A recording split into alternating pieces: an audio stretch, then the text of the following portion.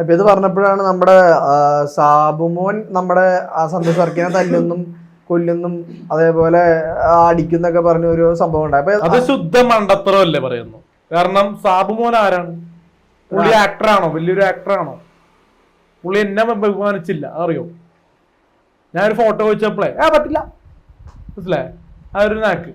ഇപ്പൊ ഞാൻ വെറുതെ വരുന്നപ്പോഴും പല പല ഓഡിയോ ലോഞ്ച് പ്രസ് മീറ്റൊക്കെ പോകുമ്പോൾ സമയത്ത് പ്രസ് മീറ്റൊക്കെ അറ്റൻഡ് കാണാൻ വേണ്ടി പോണ സമയത്ത് ഈ നടന്മാരൊക്കെ എന്നെ നല്ല രീതിയിലാണ് ഇപ്പോൾ സ്വീകരിക്കുന്നത്. എനിക്ക് അതൊരു മോശം അനുഭവം അതിലുണ്ടായിട്ടില്ല. പക്ഷെ സാബുമോനും ചില ജമേനോന്റെ പുറകെ നടന്ന 4-5 വർഷം ബാംഗ്ലൂർ പുറകെ നടന്നാണ് നമ്മുടെ സന്തോഷ് വർക്കി പുറകെ നടന്ന ആളെന്നെ പറഞ്ഞിട്ടുണ്ട്. അപ്പൊ അതേപോലെ തന്റെ വീട്ടിലുള്ള ഒരു പെണ്ണിന്റെ പുറകെയാണ് നടക്കുന്നത്. നിത്യമേനോൻ ചേച്ചി ഒരു കല്യാണം കഴിക്കാത്തോണ്ടായിരിക്കണം ഇങ്ങനെയുള്ള ഒരു പുറകെ ഉണ്ടായത്. അല്ല, സൗമ്യം പറഞ്ഞ ആളെ കൊന്നുകളയാ, എന്റെ വീട്ടിലുള്ള ഒരാളെ കൊന്നുകളയെന്നുള്ള സംഭവം പറഞ്ഞിരുന്നു. അതല്ലേ? കാരണം താങ്കളുടെ പെങ്ങളുടെ പുറകെ അതല്ലേ ഞാൻ പറഞ്ഞത്. ഒരു കംപ്ലൈന്റ് കൊടുത്താൽ പോരെ, അറസ്റ്റ് ചെയ്താൽ പോരെ, പുള്ളിനാ ജയിലിലിട്ടാ പോരെ സന്തോഷ് വർക്കിനാ. അല്ലെങ്കിൽ ഒരു ഞാൻ പറഞ്ഞതാണ്, പുള്ളി ഒരു പൊതുശല്യമായിട്ട് ആൾക്കാർ വന്ന് ജയിലിലിടുക. പക്ഷെ അങ്ങനെയുള്ള ഒരു ഇതൊന്നും ഇല്ല കാലത്ത്. ഈ ഒരു സ്റ്റേഷൻ പരിധിയിലും അങ്ങനത്തെ ഒരു പെട്ടെന്ന് അങ്ങനെ കേസെടുക്കൂല. പിന്നെ തല്ലാന്ന് വെച്ചാൽ പുള്ളിനെ ഉപദേശിച്ച് മാറ്റാം. പുള്ളിക്ക് എന്തോ ഒരു ഡിപ്രഷൻ ഒക്കെ ഉണ്ടെന്നൊക്കെ പറയുന്നത്. മാനസിക രോഗിയാണെന്നും കൂടി ഉള്ള സ്റ്റേറ്റ്മെന്റ് പറഞ്ഞിരുന്നു. ഞാനാ അല്ല, സന്തോഷിച്ച ആറട്ടന് പുള്ളി ഒന്ന് ഗുളിക കഴിക്കണമെന്നൊക്കെ പറയുന്നുണ്ട്. അറിയില്ല എന്താ വെച്ചാൽ പുള്ളിക്ക് ചില സമയത്ത് ഡിപ്രഷൻ പല പുള്ളി പറഞ്ഞേക്ക ലോജിക്കല്ലാത്ത കാര്യങ്ങളാണ് പറയണമല്ലോ. ഇപ്പൊ നിങ്ങളിപ്പോ ഒരുപാട് റിവ്യൂസിനെ പറ്റിയും പറയുന്നുണ്ട്. അലിൻ ജോസ് പെരേര അഭിലാഷ ടൈം കള്ളന്മാരാണ്. അലിൻ ജോസ് പെരേര വക്കറാണ്, ചതിയനാണ്, മണ്ടനാണ്, പൊട്ടറാണ് അലിൻ ജോസ് പെരേര. റിവ്യൂ ഇപ്പൊ ഒരാഴ്ചയിൽ ഓരോ റിവ്യൂവേഴ്സ് നമ്മുടെ ഒരാഴ്ചയിലല്ല, ഹൈപ്പുള്ള സിനിമക്ക്. എന്നാലും അത്യാവശ്യം റിവ്യൂവേഴ്സ് ഇപ്പൊ ഓരോ ആഴ്ചയിലും വരുന്നുണ്ട്. ഇങ്ങനെ പഠിപ്പിച്ചടുപ്പിച്ച് ഒരാഴ്ച വരുന്നുണ്ടെന്ന് തോന്നുന്നു. ചിലപ്പോ ഇപ്പൊ പുഷ്പ കഴിഞ്ഞ് ഇപ്പൊ മാർക്കോ. എല്ലാം സിനിമയിലും ഇങ്ങനെ ഓരോ അവതാരപ്പിറവികൾ വരുന്നുണ്ട്. അവതാരപ്പിറവിയുടെ എല്ലാവരും മൂർത്തിക്ക് ഒരേ ഒരു പേരുള്ളൂ, കോമാളി. എനിക്കറിയാം. ആ കോമാളിയിൽ ഒരാൾ താരല്ലേ? ഞാൻ കോമാളിത്തരം കാണിക്കുന്നില്ലല്ലോ. ഞാൻ കാണിച്ചത് എന്റെ അറ്റൻഷൻ വേണ്ടിയാണ്. അത് കഴിഞ്ഞു. ഓവറായി കഴിഞ്ഞാൽ അതിന് വലിയൊരു മാർക്കറ്റ് വാല്യൂ ഇല്ല. എന്നാലും താങ്കൾ എല്ലാവരുമായിട്ട് നല്ല കമ്പനി അല്ലേ? ഇപ്പൊ നമ്മുടെ കിംബോയി, പിന്നെ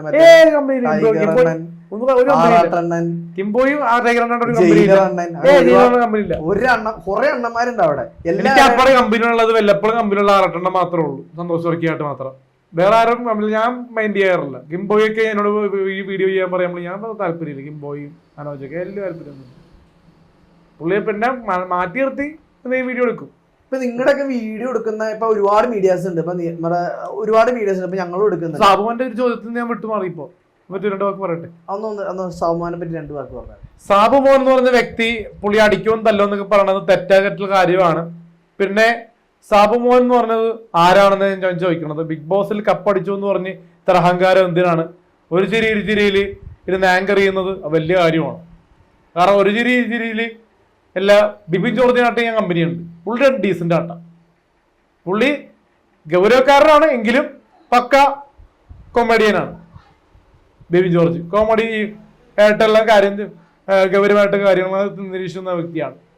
അപ്പോൾ സാബുമോൻ വ്യക്തി ഇപ്പോ ഇന്റർവ്യൂ എന്ന് പറയുന്നത് ഇപ്പോ സിനിമ നടന്മാരുടെ മാത്രം സ്വത്താണോ ഞാൻ ചോദിക്കുകയാണ്.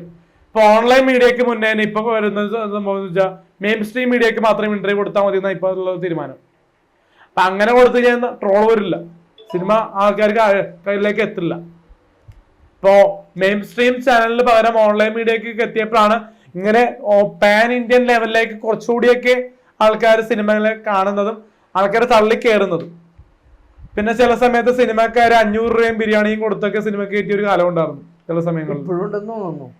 ഇപ്പോഴും ഉണ്ടാവാതിരിക്കില്ലല്ലോ. ഇപ്പോഴും ടിക്കറ്റ് മാത്രമേ കൊടുക്കണുള്ളൂ. ഇപ്പൊ ബിരിയാണി കൊടുക്കണില്ല.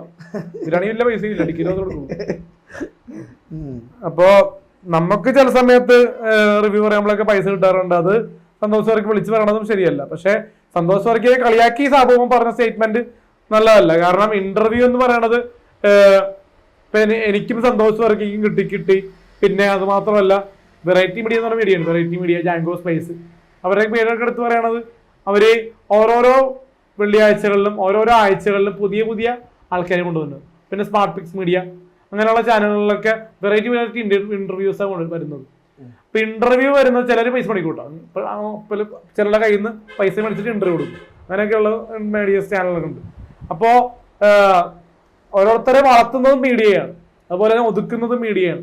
പക്ഷെ ചിലരെ ഫോക്കസ് ചെയ്യും. കാരണം ചിലര് പൈസ കൊടുത്ത് ഇന്റർവ്യൂ കൊടുക്കുന്ന ആൾക്കാർ അല്ലെങ്കിൽ പൈസ അങ്ങോട്ട് കൊടുത്ത് ഇപ്പോ എന്തെങ്കിലും വൈറലായി കഴിയുമ്പോൾ ഇന്റർവ്യൂ കൊടുക്കും മീഡിയക്കാർ. അപ്പൊ അത് ഓൺലൈൻ മീഡിയ എന്ന് പറയുമ്പോൾ അത് അവിടെ കണ്ടന്റിന് വേണ്ടി ആരെയും സെലിബ്രിറ്റി ആക്കും. ഇപ്പൊ റോട്ടില് 1 രൂപയ്ക്ക് വേണ്ടി കഷ്ടപ്പെടുന്ന പിച്ചക്കാരനാണെങ്കിലും നാളെ അയാളെ പാട്ട് പാടിയ നാളെ അയാൾ വൈറല.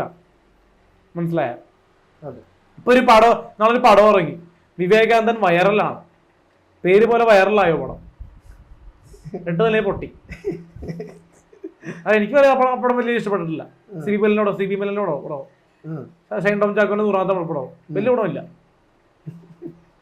കാരണം ഞാൻ ആ സമയത്ത് നല്ല റിവ്യൂ കൊടുത്തു, പക്ഷെ വലിയ പടമൊന്നുമില്ല. മനസ്സിലായ? കണ്ടന്റ് ഇല്ല അതിനകത്ത്. അത് ഫിസിക്കലായിട്ടുള്ള കുറെ റിലേഷൻഷിപ്പ് കാണിക്കുന്നുണ്ട്. മനസ്സിലായില്ല സിനിമ മനസ്സിലായില്ല. മനസ്സിലായി, പക്ഷെ അത് ഒരാഴ്ച ഓടിയില്ല. കാരണം ഷൈൻ ടോം ചാക്കോന്റെ ഇപ്പൊ ഇറങ്ങുന്ന ഏതെങ്കിലും പടം ഓടുന്നുണ്ടോ? ഷൈൻ ടോം ചാക്കോ മോശം പടായ മോഹൻലാലാണെങ്കിലും ഓടൂല, വാലിബൻ പൊട്ടിയില്ലേ. കാരണം ഷൈൻ ടോം ചാക്കോന്റെ പണ്ടത്തെ പടം വിശ്വാസം അതല്ല എല്ലാം കുറച്ച് ദിവസം ഓടിയെന്ന് തോന്നുന്നു. പിന്നെ അത് കഴിഞ്ഞിട്ട് മറ്റൊരു പടം ഇറങ്ങിയല്ല. അല്ല ഇപ്പൊ പണ്ടത്തെ പോലെ അല്ല. ഇപ്പൊ മോശം സിനിമ വന്നു കഴിഞ്ഞാൽ ഇതിഹാസം വിജയിച്ചു, ഭയങ്കര ഹിറ്റാണ്. അതൊക്കെ എന്നാടാ ഇപ്പൊ ഞാൻ പറഞ്ഞ ഇപ്പൊ റീസെന്റ് ആയിട്ട് പണ്ടത്തെ പോലെ അല്ല. സിനിമ മോശമാണെങ്കിൽ ആൾക്കാർ കയറില്ല. പിന്നെ അദ്ദേഹത്തിന് ഹിറ്റായ പടം എന്ന് പറഞ്ഞാൽ ഈ അടുത്ത് ആൻമരി കരുപ്പിലാണ്, 2-3 വർഷങ്ങൾക്ക് മുമ്പ്, 5-6 വർഷം മുമ്പ്. അതെ അതെ. ഇപ്പൊ റീസെന്റ് എല്ലാ പടങ്ങളും പൊട്ടണേന്. മഹാറാണി പൊട്ടി, സൈക്കിൾ പാടുക, അങ്ങനെ ഒരുപാട് പടങ്ങളും വിജയിക്കാണ്ട് പോകുന്നുണ്ട്. പക്ഷെ OTT വരുമ്പോ ഒമ്പത് ഹിറ്റാ, ഭയങ്കര ട്രോളും കാര്യങ്ങളൊക്കെ വരുന്നുണ്ട്. പക്ഷെ എന്റെ ഒരു തിരിച്ചുവരവ് പ്രേക്ഷകർക്ക് വേണം. ദിലീപേട്ടന്റെ ആയാലും തിരിച്ചുവരവ്. ഇപ്പൊ താങ്കൾ ഒരു ഭയങ്കര ദിലീപ് ഫാനാണ്. ഇപ്പൊ ദിലീപേട്ടന്റെ ആയാലും കഴിഞ്ഞ റീസെന്റ് ആയിട്ട് 3 സിനിമയും മോശമായിട്ട് പോയായിരുന്നു. ഇങ്ങനെ പ്രിൻസ് ഫാമിലി വരുന്നുണ്ട്, നോക്കാം. ബബ്ബ വരുന്നുണ്ട്. അപ്പൊ ഇനി ഒരുപാട് അപ്കമിങ് സിനിമയുണ്ട് നമ്മുടെ ദിലീപേട്ടന്റെ. അതിലൊക്കെ പ്രതീക്ഷയുണ്ടോ? ബബ്ബയില് പ്രതീക്ഷയുണ്ട്, പ്രിൻസ് ഫാമിലിയില് വലിയ പ്രതീക്ഷയില്ല. ധ്യാൻ ശ്രീനിവാസനൊക്കെ ഉണ്ട് പ്രിൻസിൽ. Prince and ഫാമിലിയില് ധ്യാനുണ്ട്. പക്ഷെ ധ്യാനും ദിലീപും തമ്മിലുള്ള ഒരു കോംബോ ഇന്റർവ്യൂ ഒക്കെ നൈസായിരിക്കും. അവർ ഇന്റർവ്യൂ ഉണ്ടാവില്ലായിരിക്കും. അതിനൊരു അതിലെ മറ്റൊരു പുള്ളി ഉണ്ടല്ലോ, അല്ലെ ദിലീപിന്റെ അനിയനായിട്ട് അഭിനയിക്കുന്ന ഒരു പുള്ളിയുണ്ട്, പുള്ളിയുടെ ഇന്റർവ്യൂ എടുക്കുന്നുണ്ട്. ഞാൻ ആങ്കറിങ്ങൾ മാറുന്നുണ്ട് ഇനിയിപ്പോ അടുത്ത മാസം മുതൽ.